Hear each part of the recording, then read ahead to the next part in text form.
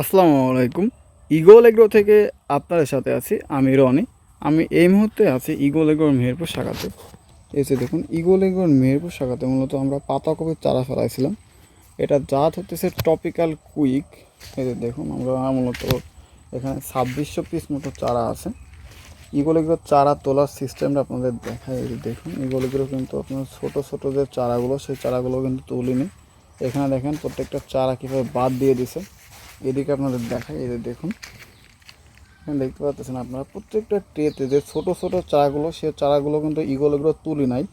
অর্থাৎ এই চারাগুলো আমরা কৃষকদের সরবরাহ করব না, এই চারাগুলো আমরা আবার একটু বড় হবে তারপর কৃষকদের সরবরাহ করব। এই দেখুন, এদিকে ইগল এগ্রো খুবই সচেতনতার সাথে কৃষকের আস্থা হয়ে দাঁড়িয়েছে।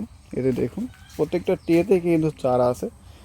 ইগল এগ্রোতে এই মুহূর্তে, অর্থাৎ ইগল এগ্রোর মেহেরপুর শাখাতে এদের দেখুন আমরা ফুলকপির চারা ফেলাইছি।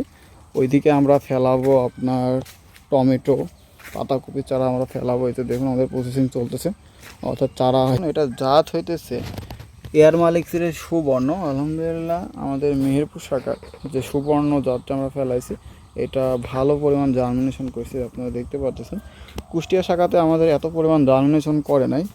মেহেরপুর শাখাতে যে পরিমাণ জার্মিনেশন হয়েছে প্রায় 95+ জার্মিনেশন। এতে দেখুন, আপনারা যারা ইগল এগ্রোর প্রতিনিয়ত ভিডিও দেখেন তারা ইগল এগ্রোর প্রতিনিয়ত ভিডিও দেখবেন। দর্শক ভালো থাকবেন, সুস্থ থাকবেন, দেখা হবে নতুন কোনো ভিডিওতে। খোদা হবে।